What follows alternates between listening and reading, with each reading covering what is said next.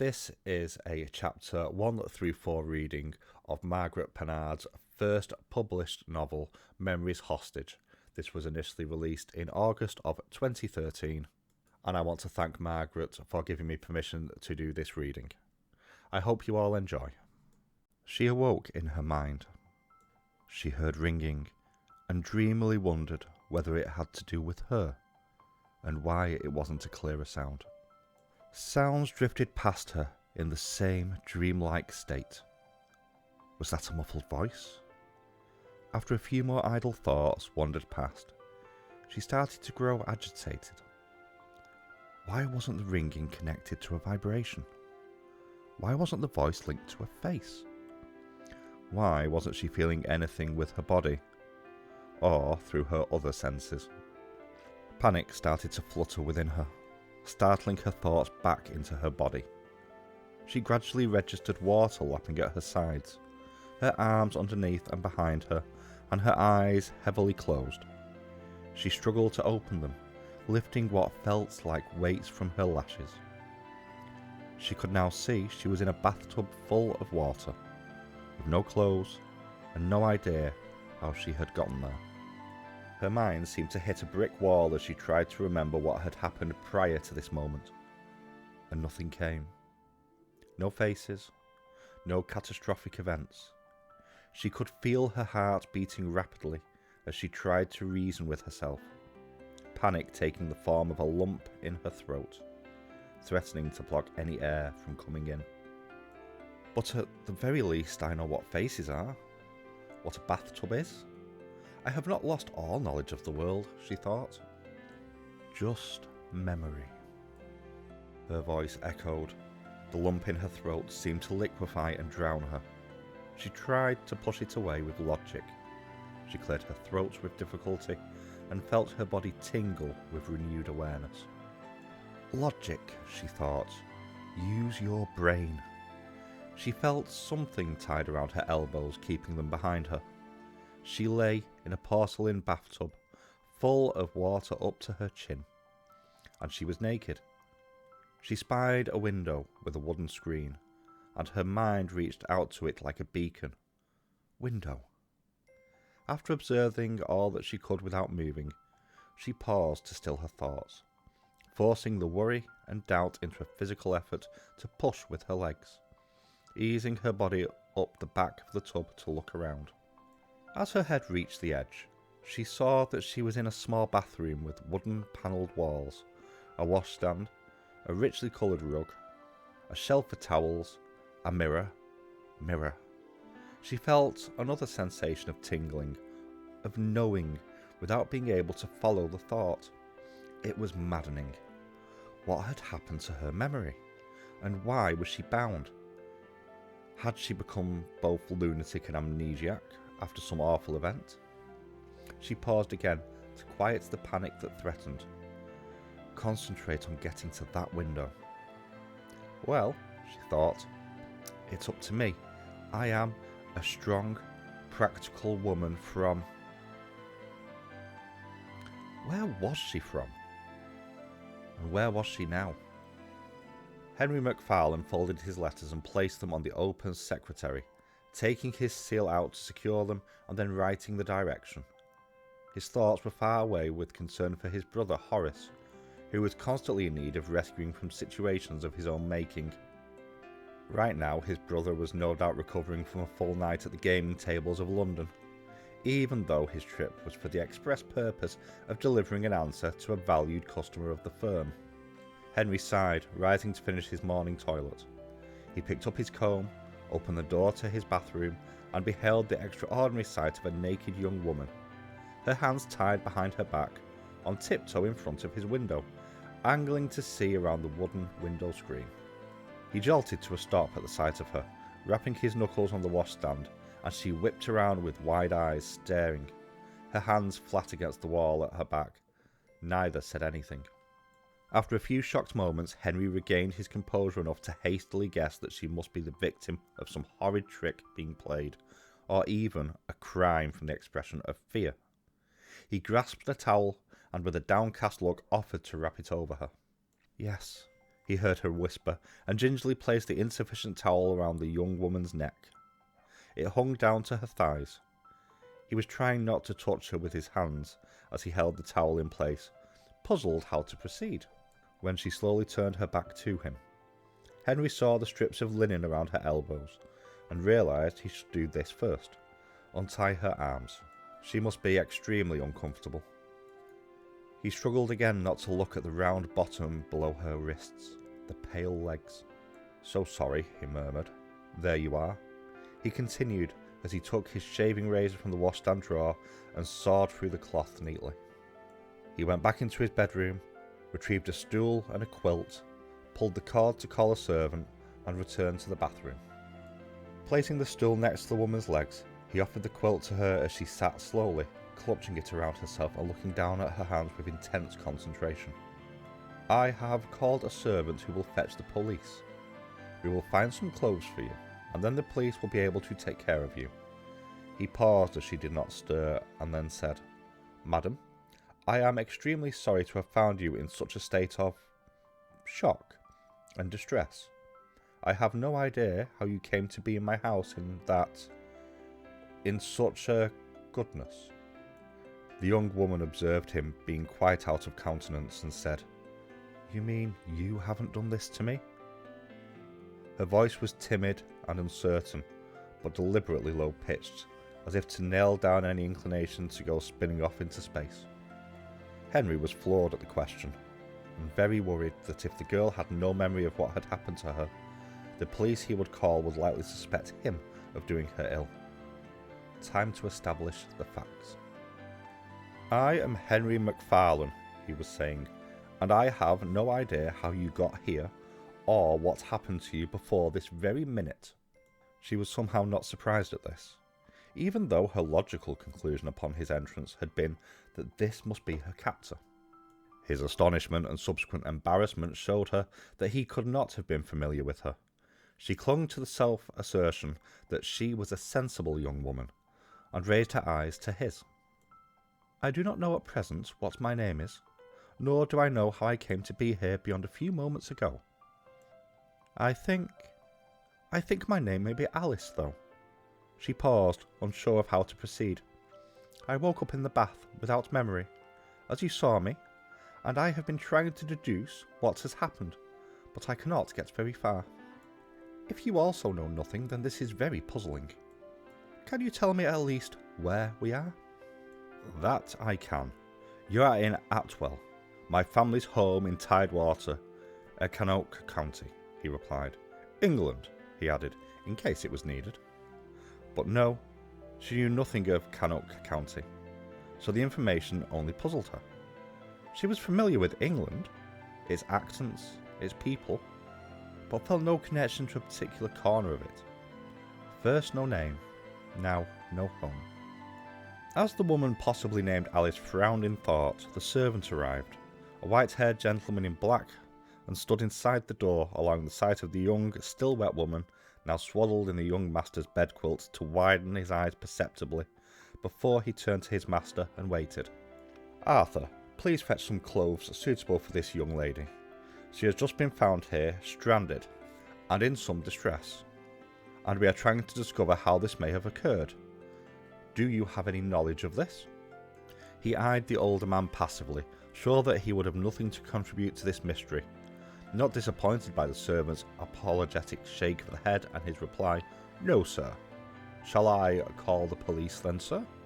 Henry was going to say yes, after the clothes, but turned to the girl to confirm that is what she wished. She was still frowning into the air. It looked like she was trying hard to remember something. "Yes, Arthur. Thank you," he said. He turned back and asked, "Miss Alice, then, would you like to sit in the other room while you wait for a set of clothes? I can be quite out of the way while you wait for the police. It should not be long. There are clothes of my mother's that are not being used."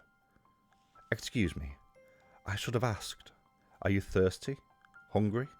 Anything else I can bring for your ease?" The frowning increased the lines on her forehead until she looked up, and he realised she was making a supreme effort not to shed the tears already waiting in her eyes. "Excuse me," he murmured, and ducked out of the bathroom, clearing the bedroom as well.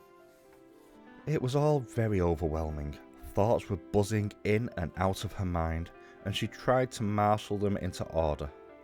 But she also had to deal with what was going on outside her mind. This man, this house, and this new nothingness. She rose from the stool, retaining the towel and quilt, and trod slowly into the bedroom, gazing about unabashed without the presence of its owner. She let the tears fall. She had not felt one of those surging sensations when he had said Alice, but yet there had been something that nudged that name at her. She did not know anything of Tidewater or of Canoke County, but was familiar with England. She did not recognise this man named Henry, but did not feel threatened by him either. She felt an altogether detached sense of being, where her physical senses were sharpened, but the messages they sent her appeared to be nothing but confusion, and were no help in determining how to handle this situation. Was she in danger? Or out of it? Henry knocked at his bedroom door, heard nothing, and waited. After a moment, the door was opened by the young woman, who was now dressed in an old dress of his mother's and boots of an old servant. Her hair dried and pulled back.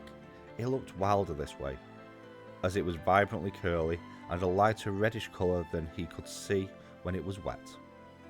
She was of average height for a girl of 20 or so, and had a good figure, which he had tried not to notice when he had first come upon her. Well then, he would call her Alice, until something else was settled upon. "Miss Alice," he began, "have you remembered anything else?" He tried to be direct, as he sensed she needed to be appealed to in an honest manner, rather than coddled or tricked, as Lord knew she had probably already been victimised somehow. His stomach turned at the thought of what might have happened to this girl, now that he could see her as an ordinary person instead of some meek invader of his bathroom. The directness of his question did not faze her, because he realised she had been expecting it, and had braced to answer. "No. Could you tell me any more of this place? It might help." He watched her features closely as he made some remarks about his family, their time in the neighbourhood, and his occupation. He noted that nothing he said elicited a visible response from her, and he felt somewhat dispirited, but also relieved that maybe this meant that nothing about this crime concerned his family, vulnerable as they were to scandal. She sensed he was watching her as she took in the information, as she kept her gaze on the floor. "My family, the McFarlanes, have been here for several generations. My grandfather built this house for his wife after their marriage, when nothing existed in the area. In the early 20s, as the coal mines west of here grew in importance, my father participated in some of the rail interests that shipped coal to the continent. I currently manage some aspects of the trade concerns, but also hold an active position on several boards of directors of private companies having to do with individual policies in Britain and the Empire. I know very little about amnesiac cases, but I am sure the police will be able to consult with very capable doctors in determining the best way to help you retrieve your memory. If it does not come back on its own, as it may well do in a few days." The young lady tipped forward as if falling, even though she was sitting in his desk chair. He caught her arm and looked into her face to see whether she was still conscious. But she was wearing that frowning expression again, intensely concentrating on something. Was she remembering? Was she trying not to remember? He let go of her arm gently and asked, "Are you all right? Can I do anything for you? Fetch some wine? You have likely not eaten in some time." She looked at him, struggling to keep her face clear of the torment within, and released a held breath. She asked, "I am a bit afraid of the police, although I am not sure why I should be. There is something when you said that. I don't know. Perhaps a memory. I do hope it comes back soon. I feel utterly unable to think about." She stood up, fortitude shining from an intent face. She made a noise like a cough cut off midway. Her eyes rolled back. and her strength abruptly deserted her. When she awoke, she was in a bed with the covers drawn up to her chin, which made her unbearably uncomfortable. She pushed them down, sat up, and saw there was another young woman, a servant in the room, watching her. "I'm Mary, miss, and I'm to ask if you require anything." "No, I'm all right at the moment. Thank you." Mary spoke again. "The police have arrived as well, and are speaking with Master Henry now, but want to speak with you in time. A doctor has also been called. I was told to tell you." "Thank you. Yes, that is all right. I will speak with the police when they are ready. There is not much I can tell them." Mary looked at her queerly, as if she wasn't sure whether to believe her or not, but then bobbed her head and left the room. She was not in the master bedroom, that room in which she had fainted what must have been more than a few moments ago. She stood and went to look out the door, finding herself in a hallway, probably to the other bedrooms. From the hall window she saw she was still on the second floor and now had a view of the front approach of the house, and an impressive one it was. A road wide enough for two carriages paved with light-coloured brick contrasted with the green lawn and low stone walls bordering the park. A courtyard directly in front of the house housed several statues and outbuildings for horses and other storage. The sun was beating down on it all with an uncharacteristic brightness. She became aware of the voices that could be heard from down the stairs, and approached the banister to peer down.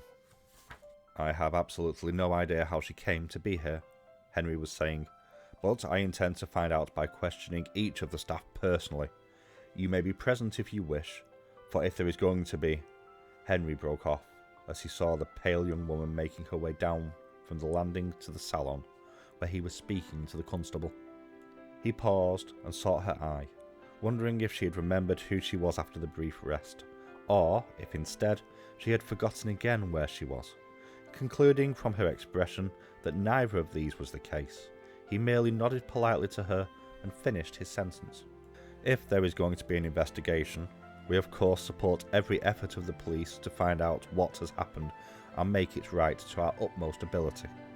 Henry seemed to feel the people of the room examining him at that moment and felt highly uncomfortable, but tried to appear calm and in control. He met the young woman's eyes again. Indeed, he felt they had not left him since she started down the stairs. In spite of all the wild and whirling thoughts that had circulated in his brain in the past couple of hours, the shock of seeing the girl in his rooms in that state, the danger of scandal, the responsibility of protecting his family's reputation, the need for speedy disassociation with this mystery person. He felt as though he wanted to help her find her identity and shepherd her back to life. If only Horace had not already called attention to the family in the neighbourhood by being such a drunken idiot. I might do it, Henry thought. The policeman turned and observed the woman descending, standing to greet her. Henry introduced Sergeant Ragby and Constable Norris to the young woman, who nodded politely, but did not reveal any of her thoughts. Norris asked, "Is there a room where we can ask a few questions privately, sir?"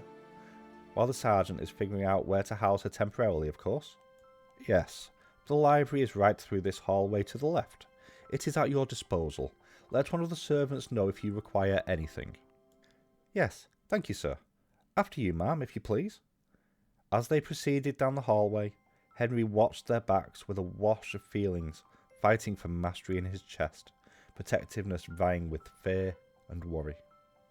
While the owner of the house spoke with the police sergeant, she was facing the constable, a middle-aged, ruddy-faced, country-looking sort who was feeling somewhat abashed and not only having to ask delicate questions of a woman, but also not knowing what her name or situation was. She appreciated his care and, in his position, would not know how to act properly either. She tried to make him at ease by being as direct and honest as she could. "Constable, I wish I could be of more use in your investigation into what has happened, but unfortunately, I have not yet recovered any personal memories before finding myself here. I do seem to know, that is, I presume that I am from a respectable position in polite society somewhere, since I am not at a loss for manners and understand how to manage servants. I'm not sure what that means." She lapsed into some inner thoughts on what it might mean. Constable Norris cleared his throat. Yes, Miss Alice. May I call you that? For the time being? I understand from Mr. MacFarlane you indicated that might be your name. Yes, sir. Then, Miss Alice, can we go through the things you do remember, and perhaps draw some conclusions from that? But first, shall we not send in the doctor? He's waiting in the house. Are you hurt anywhere that needs seeing to? She shook her head, but submitted to a cursory examination by the doctor who had been called. As he checked her eyes, ears and elbows where she'd been tied, she did an internal check. Her own assessment found no pain other than stiffness in her arms from the binding, which was quite minor. She could not tell how long she had been under the sway of another's power, but she felt that is doubtless what must have happened. She was thankful that she felt in good health, but disconcerted by her body toggling between unnatural levels of calm, dullness, and sharpened senses. The conversation proceeded through things she did and did not know. China patterns? No. Family crests? No. Tea ferry patterns to the continent? Yes. Overland transportation companies? No. It went on, with Norris jotting down each yes or no and inventing categories as he thought of them. This process had continued for what seemed like several hours, when there was a light knock at the door to the library. A servant entered and asked if they needed refreshments to be served, as it was near noon. Yes, that is most obliging of Mr. MacFarlane. Tell him thank you, and that a luncheon will be most welcome. Right, miss? Yes, I believe I am feeling in need of some sustenance, Alice said. Do tell Mr. MacFarlane I thank him for his pains. The food came in, and the questioning continued. Cooking of fish? Yes. Knowledge of French? No. Knife skills? Yes. Played tartans? Yes. Face creams? No. Piano? Yes. Saints' names? Yes. Germanic languages? No. Knowledge of spirits? Yes. European geography? Very little. Spiritualism? Yes.